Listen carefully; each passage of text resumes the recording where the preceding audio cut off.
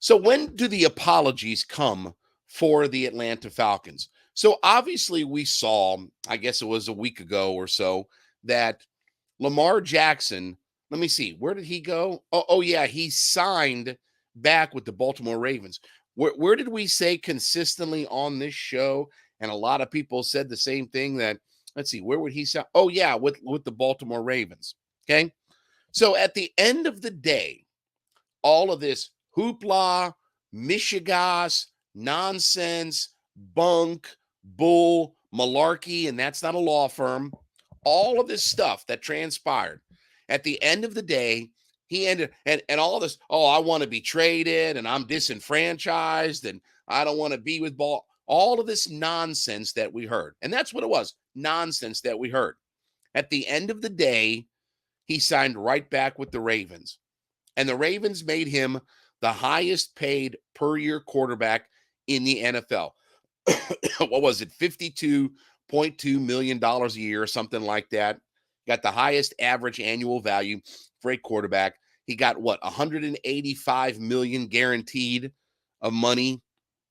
So through all of this process, that the Falcons got beat up, the Joy Taylors of the world, pundits across the national landscape. Well, why aren't the Falcons pursuing Lamar Jackson? Well, because at the end of the day, the Baltimore Ravens were always going to make him the highest paid quarterback in the NFL, and they had all the power. So to Joy Taylor and everybody else, when do you start apologizing to the Atlanta Falcons that they were not in the business of Lamar Jackson because he was always going to end up with the Baltimore Ravens? He wasn't going to move for the Baltimore Ravens. Either he was going to be in Baltimore or he was going to sit out the year. They weren't going to trade him. They were going to cut the legs off of any deal that somebody's. So even if let's say if the Falcons had come in and said that we're going to give him $50 million a year, which is per year less than what he ended up getting. But let's say $50 million a year and $180 million guaranteed. Okay. The Ravens would have gone in and said, yep, we're going to match that offer. And there you go. And either he was going to be a Baltimore Raven or he was going to sit out the year. So is he going to give up $52 million, $185 million guaranteed or whatever? No, of course not. Of course not. So when do we start to get the apologies? I haven't heard anything from Joy Taylor.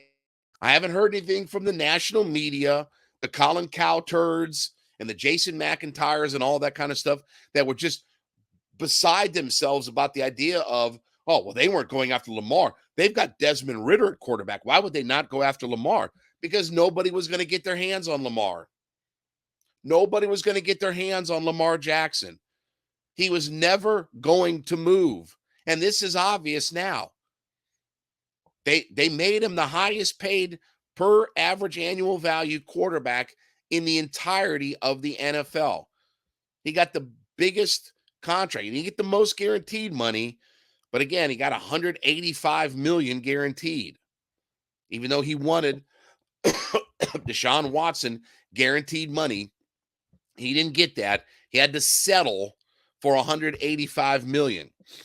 But he's a 52 or whatever, somewhere 52, $53 million a year quarterback now. Highest paid quarterback per year of anybody in the NFL. So what exactly were the Ravens going to do and just let him walk away? You could do all of this legwork. I make a trade package, I get a contract negotiated, and all this, that, and the other, just for the Ravens to come in and say, we're going to blow all of that up and we're going to give him this contract. All you were going to do if you were the Falcons was let the Ravens set the marketplace for what his value is. So I'm expecting Joy Taylor, Colin Cowturd, all of these pundits, all of these nudnik know-it-alls to come in here and apologize to the Atlanta Falcons that they were never going to be in the mix. even if the Falcons, and they obviously talked exploratory about the idea of bringing Lamar Jackson in because you have those conversations, right? But they were, listen, as far as the Deshaun Watson thing goes, Deshaun Watson was going to, okay, there was no question about the idea that he was not going to play for the Houston Texans, okay? He was going to play for anybody besides the Houston Texans. So that's part of the reason you got in on that conversation is because you knew that he was not going to be a Houston Texan. In the case of Lamar Jackson, he was always going to be a Baltimore Raven. He was always going to end up in Baltimore. This was no surprise to anybody. I would dare say that even the pundits, when they got on, said to themselves, that he was going to be a Baltimore Raven when all was said and done.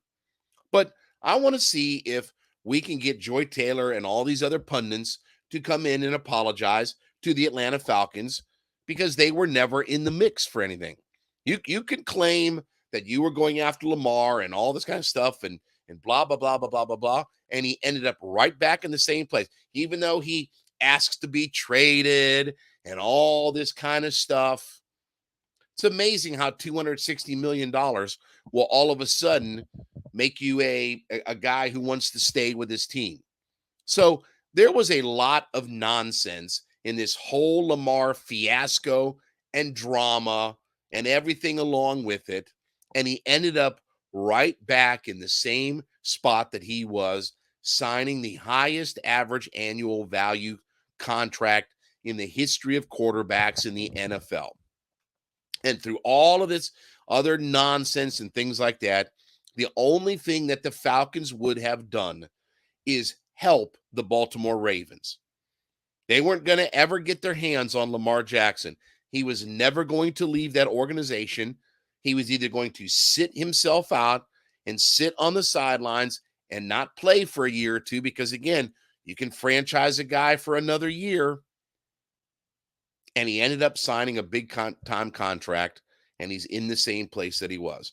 So I'm hoping that we can get Joy Taylor, among others, and things like that, to hand out the apologies to the Atlanta Falcons because they were never, even if they wanted Lamar Jackson, they were never going to get their hands on it. But again, you know, those little factoids that just get left out in the discussion of these kinds of things. All right, well, thank you so much for making Hittin' Hard with Jon Chuckery your first listen in every day. Make sure when you listen into the podcast that you head to the comment section and let us know that you are an everyday listener to the show, as we like to call them everydayers. So leave us a comment that you do listen in every day. We thank you so much for being a part of our ever-growing community. And we ask you to subscribe or follow for free on YouTube or wherever you listen to your podcast. You can get the latest episodes of Hittin' Hard as soon as they become available. And then give me a follow on my personal Twitter page at JMCH316. Back with you tomorrow. This has been Hittin' Hard with Jon Chuckery, Locked On Sports Atlanta.